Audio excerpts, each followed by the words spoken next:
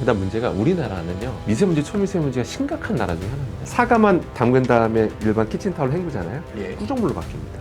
초, 베이킹소다, 네. 밀가루가 가장 유명합니다. 네, 그러니까요. 식약처에서 뭐라고 했냐면 잔류 농약에 대해서는 이 세 가지가 크게 효과가 없다고 발표를 했어요.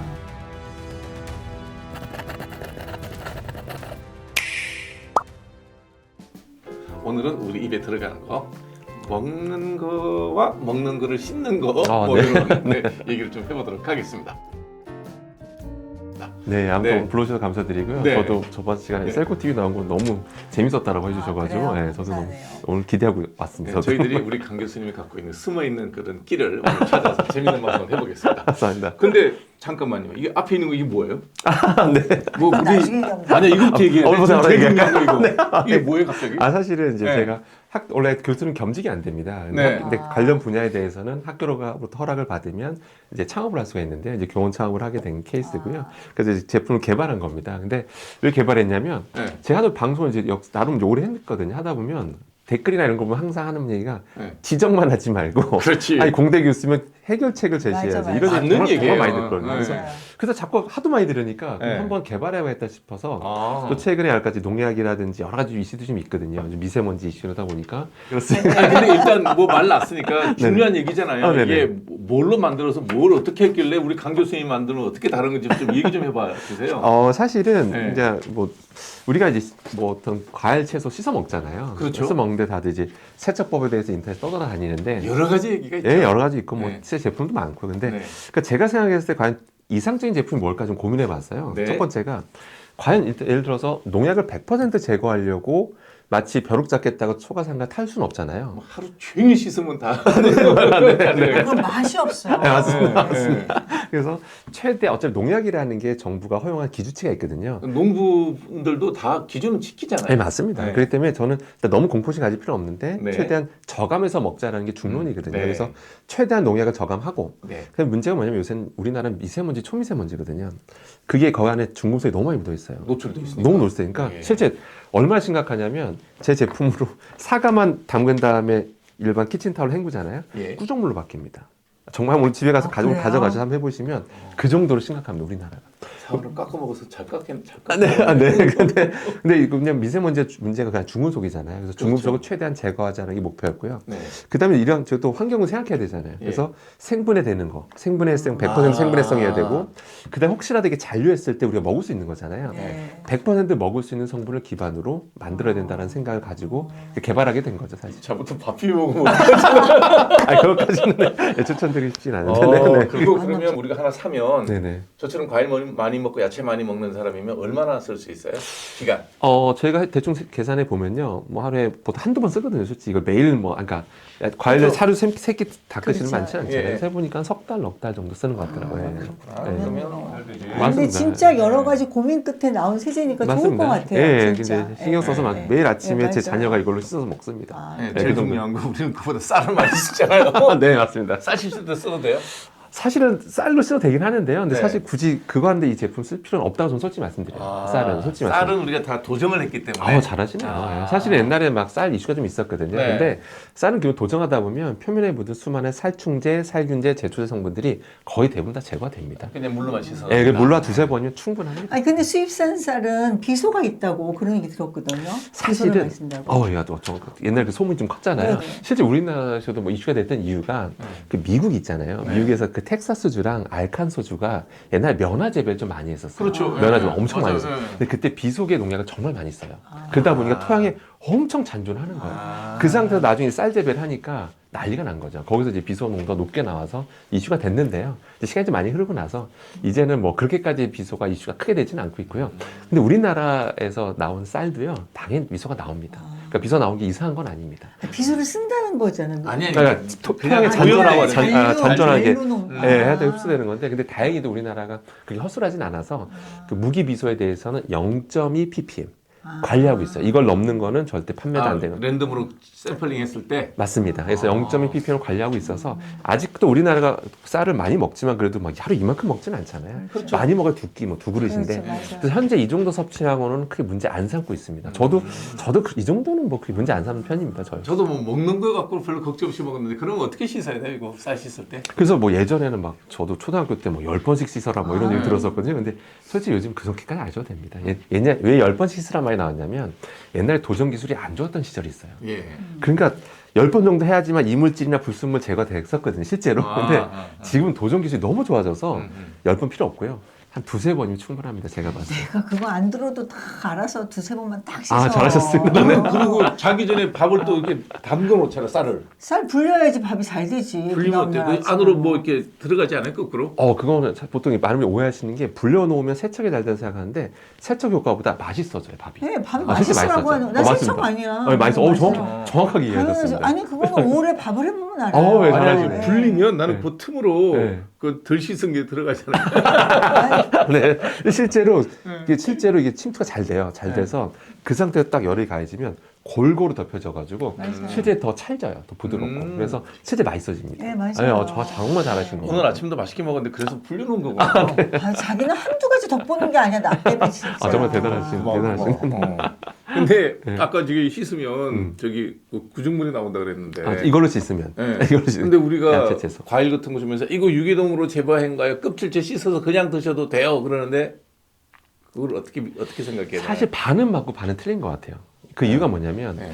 유기농이라는 게 정의가 어떤 비료, 화학, 농약 절대 쓰면 안 되는데 천연 살충제로 허용된 게 좀 있어요. 예. 그 정도 뿌려도 되고 첫 번째. 그다음 문제가 우리나라는요. 미세먼지, 초미세먼지가 심각한 나라 중에 하나입니다. 잘 아시는 것처럼. 뭐 저기 이웃이 뭐 모진 이웃은 그렇죠. 네, 맞습니다. 그다음에 잘하면서 유기농을 하더라도 어마어마합니다. 초미세먼지, 미세먼지 묻어 있어서 그렇지. 중금속이 너무 많아요. 농약 안 뿌렸다고 거기에 중금속이 안 들러붙지 맞습니다. 네. 그래서 실제 세척해 보면 시커멓게 나올 때가 많아요. 그래서 근데 가끔 이제 관리 잘 되거나 오염도가 없을 때 재배됐던 거는 깨끗해서 물로만 해도 되는 경우가 있긴 있어요. 제가 네. 봐도. 근데 일반적으로는 오염도가 심하기 때문에 세척을 잘 하시는 게 중요합니다. 유기농이라 하더라도. 그러니까 세척을 우리가 이렇게 과일을 닦을 때 거기다가 세제 쓰지는 않거든요. 맞습니다. 그냥 물로다가 이렇게 네. 손으로만 헹구고 마는데. 네네. 그럼 그걸로 좀 부족하다. 그러니까 뭐 인터넷 찾아보시면 물로도 충분하다는 경우가 있는데 네, 그것도 네. 반은 맞고 반은 틀려요. 그러니까 무슨 얘기냐면 오염도에 따라서 다 달라요. 어. 제가 해보면 다 달라요. 그러니까 오염도가 심할 때는 물로 충분하지 않습니다. 제가 요새는 해보니까. 과일 세제 많이 팔아요. 맞습니다. 예. 네. 찝찝해다는 그래도. 나도 그거 넣는 게 막 거품 아까 나고 그 찝찝하고. 찝찝하단 맞아. 말이에요, 마음이. 아, 내 네. 마음이 그걸 어떡하라고. 그러니까 왠지 식초에다 많이 써. 왜냐면 맞아요, 산이 식초. 가해지면 뭐 좀 괜찮을까. 그건 또 몸에 유해할 것 같지는 않은 거예요. 식초 내가 먹는 거니까. 아, 맞습니다. 그러니까 식초에 많이 하는 경우도 있어요. 그래서 인터넷 저는. 찾아보면 식초, 베이킹소다, 네. 밀가루가 가장 유명합니다. 네, 그러니까요. 그래서 실제 이거에 대해서 먼저 좀 말씀드리면 시작처에서 뭐라고 했냐면 하도 이걸 많이 쓰니까 농약에 대해서는 잔류 농약에 대해서는 이 세 가지가 크게 효과가 없다고 발표를 했어요. 그래서 저도 실험도 해보고 제가 말씀드리면 아예 없진 않아요. 효과는 조금은 예, 있다. 그러니까 1, 20%도 줄어들더라고요. 근데, 예. 근데 시각처 입장에서는 99% 제거 이게 아니니까. 예. 아무튼 그런 고민 끝에 이제 개발하게 된 거죠, 이런 것들. 근데 뭘로 만들었어, 이거? 그러니까 뭐 일단은 정부 허용된 성분만 써야 되고요. 먹을 수 있는 성분들, 식품 첨가물 기반으로 해서 특수 공법을 만들었다고 보시면 되겠습니다. 그러니까 안심해서 드셔도 됩니다. 제 그건 아이가 먹을 정도. 가루예요? 액체? 파우더 형태입니다. 파우더예요? 그냥 밀가루라 생각, 그냥 밀가루 같은 느낌. 밀봉돼 있고요. 사실은. 아. 네, 밀봉돼 아, 있어요. 이렇게 쳐서. 네. 일단 열어야 돼. 열어서. 네. 이거 안 할게. 이걸 따고, 네네. 야, 이거 먹게 생겼다. 예, 먹을 정도도 먹어도 될 약간 정도. 그 우유. 분유. 그렇게 비슷하게. 생각하셔도 네. 돼요. 그래서 물에 충분히 밀가루 풀듯이 푸신 다음에 그 상태에서 요렇게 해서 이제 맞습니다. 후추 뿌리듯이 뿌려서 그렇죠. 요렇게 해가지고 그렇죠. 적당량 하면 적당량. 되는 네. 사실은 이제 뭐 사과를 하나 쓸 수도 있고 여러 개 쓸 수도 있는 거잖아요. 그러다 보니까 그거 되죠. 상황에 따라 좀 다르다고 보시면 돼요. 그러니까 색깔이 나오겠다. 그래서 제가 그 표준 사용량도 적어놓긴 했는데, 네. 그래서 그냥 이렇게 생각하시면 될 것 같아요. 약간 뿌얘지는 느낌, 그냥 플러스 요렇게. 약간 뿌얘지는 느낌 정도에 우리가 넣고. 세제했을 때 거품 나는 느낌으로 하잖아. 약간 이거 그 뿌얘지는 이 느낌. 정도면 돼요? 충분합니다. 이 정도에. 이 상태로 뭐 사과든 넣고 이제 한번 오늘 집에 가서 꼭 키친타올로 한번 이렇게 한번 문질러 보시죠. 네, 그러면 소금이나 꾸정물로. 후추 정도 뿌리는 양밖에 안 되려 오래 쓰겠다. 오래 씁니다. 그래서 그래서 이제 어느 정도 세차원에 좀 다르겠지만 보통 3, 4개월 정도 보고 있습니다. 근데 오래 쓰시면 이렇게 해서 이제 물에 받아놓고 네, 맞습니다. 과일 집어넣고 야채 집어넣고 뭐 이렇게 헹구고. 쓱쓱쓱 해도 되고 저거 좀 문질러야 될 건 문질러 주시고 사과는 좀 문질러고 문질러 주시는 거 있습니다. 문질러 주시는 거. 참외, 수박 같은 거 문지르고. 아, 그치. 네.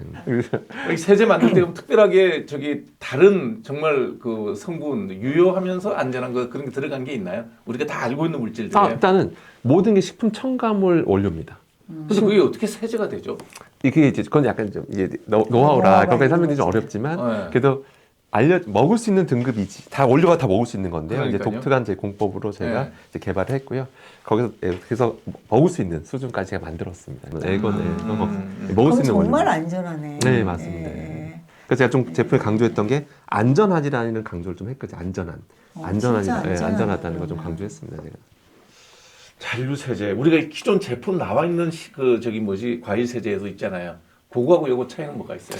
일단은 뭐 타사 제품과 비교하는 건 좀 그렇지만 일반 일종 주방 세제 있잖아요. 그거 네. 좀 비교해 드리겠습니다. 일종 주방 세제가 뭐라고 적혀? 일종이라는 말이 뭐냐면 과일 야채 세총 가능이거든요. 과일 야채.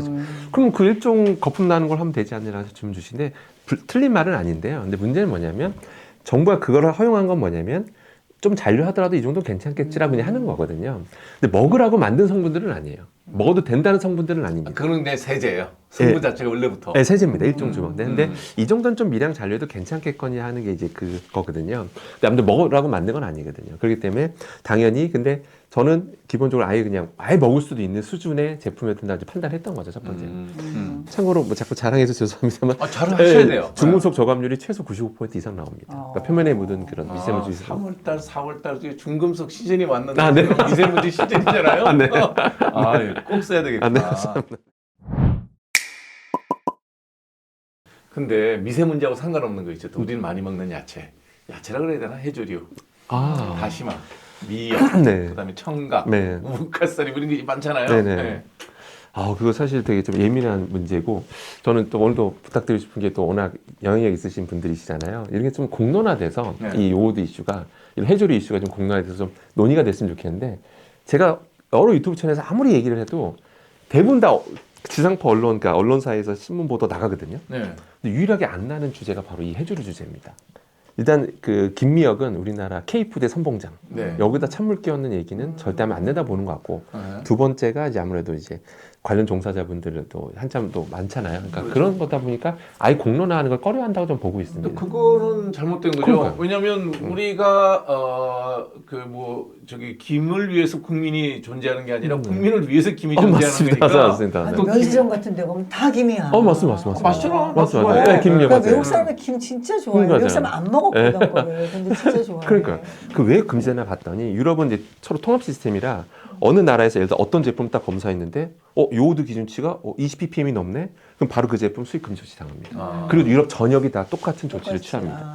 그럼 왜 그러냐면 이유가 있습니다. 그들이 의학이 발달 안 해서가 아니잖아요. 그들이 자료를 종합해 보면 20ppm 넘는 제품들이 유통이 되면 사람들의 일반적인 섭취량으로는 자기들이 봤을 때 위험선을 넘어설 수 있다. 여기서 위험하다는 게 섭취. 예, 요오드 과다 섭취. 섭취가 돼서 네. 갑상선 기능에 문제 일으킨다는 여러 자료를 근거로 해서 20ppm 넘으면 금지 조치를 하고 있습니다. 근데 우리나라는 기준치가 없습니다. 제가 그래서 미역 장사, 김 장사를 한번 해보겠습니다. 했는데 제가 만든 거에 5,000ppm이 나왔어요. 한국 사람한테 팔면 아무 상관없고요. 제가 유럽에다 팔면 수입 금지 조치 당합니다. 이게 현실입니다. 그럼 한국인은 더 월등히 요오드에 너무 강해서라고 말할 수가 있는지 따져봐야 되잖아요. 먼저 하나하나 따져보면 요오드라는 게 없으면 안 되는 거잖아요. 그거 없으면 이제 갑상선 기능 저하증에 사람 구실을 못하는 거예요. 그렇죠. 갑상선 호르몬의 구성 원소잖아요. 네. 없으면 안 되는 거예요. 네. 그래서 식약처에서 어떻게 하고 있냐면 권장 섭취량을 정해놓습니다. 아. 하루에 150 마이크로그램은 먹어라 라고 정해놔요. 미니멈 그거는 먹어야 우리 건강에 좋다. 맞습니다. 150 마이크로그램 먹으라고 하고 세계보건기구는 그래도 많이 먹으면 안 좋으니까 일일 상한 섭취량을 정해놨습니다. 그게 1100 마이크로그램입니다. 이건 넘지 말라 그래요. 자, 그 다음에 한국은요. 식약처는 2400 마이크로그램은 넘지 말라고 합니다. 근데 되게 관대하죠. 그러니까 이 세계보건기구보다 2배가 넘는 양을. 그래서 제가 많은 전문가한테 물어봤어요. 그래서 우리가 이렇게 요오드 세계 기준보다 2배나 높아도 우리가 괜찮다는 과학적 근거가 있습니까? 라고 많은 분들 여쭤봐도 명확히 답변을 한 번도 못 들었어요. 그냥 우리는 의뢰 많이 먹는 민족이니까. 그러니까 2,400 마이크로그램이면 김 몇 장이에요? 그거에 대해서 말씀드릴 건데요. 네. 그걸 저도 말씀 못 드리는 게 네. 식품별 기준치가 없기 때문에 저도 모릅니다. 모른다 말씀. 제가 아까 말씀드린 대로 김한정 그 용매 추출하면 나오잖아요. 자, 그럼 따져볼게요. 그러니까 이게 무슨 말이냐면 제가 아까 김 장사를 해볼게요. 이번에 유럽에서 적발된 5,000 ppm이 나왔어요. 제가 만든 거가 5,000 ppm이 나왔어요. 그럼 이게 뭘 의미하냐면 5,000 ppm이면 예를 들어서 김 한 봉지 정도가 뭐 1g이라 볼게요. 그럼 1g이면 5,000 마이크로그램을 먹는 거예요. 네. 그럼 한 봉지만 먹어도 1일 이상한 섭취가 넘는 거죠. 네. 다시 볼게요. 미역국도요. 미역이 1g 들어가거든요. 한 그릇에. 근데 5,000 ppm짜리 농도로 존재하는 걸 제가 한 그릇 먹으면 5,000 마이크로그램 먹는 겁니다. 네. 아까 1일 상한 섭취가 2,400이라고 그랬잖아요. 예. 바로 2배가 초과해버려요. 그러니까 제가 왜 아까 모른다고 말씀드리는 게 저도 모르는 거예요. 김미호 제가 먹었을 때 이게 이 10ppm으로 존재하는 NG, 예. 5,000 ppm으로 존재하는 NG 저도 모른다는 거죠. 왜냐하면 관리를 안 하니까요. 이게 핵심입니다.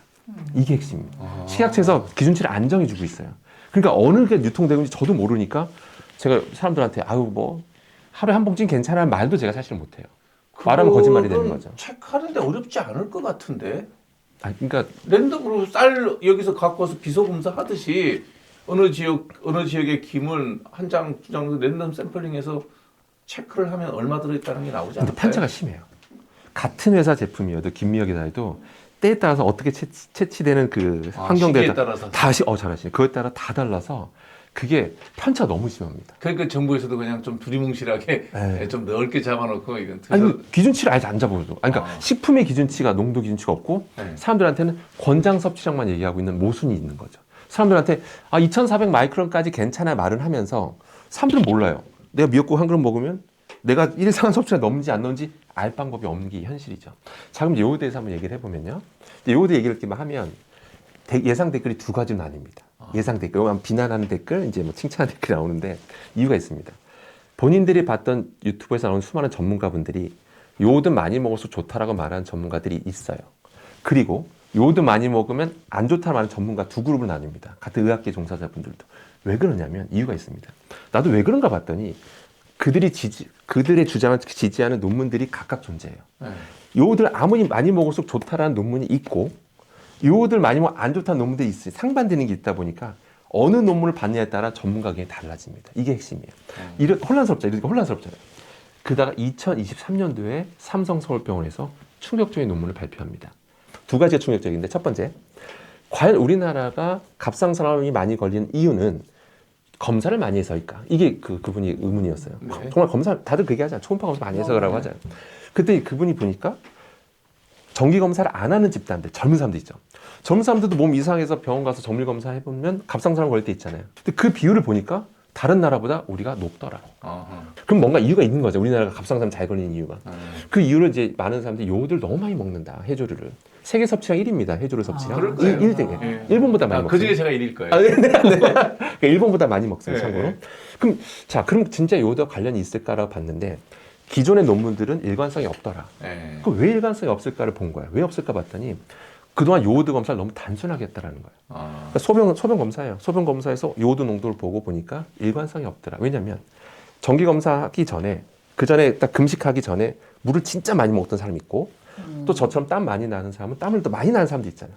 그러니까 땀을 너무 많이 나면 희석되잖아요. 해석되죠. 소변이 농축되죠. 그렇죠. 그러니까 일관성이 없더라는 거예요. 네. 그래서 이 사람이 이 연구진 뭘 보냐면 삼성서울병원에서 이건 보정해서 봐야 된다. 네. 크레아틴이라고 아시죠? 네. 크레아틴으로 보정해서 봐야 정확하다고 본 거예요. 그건 맞는 말씀이에요. 네, 맞아요. 그걸로 최초로 합니다. 그래서 네.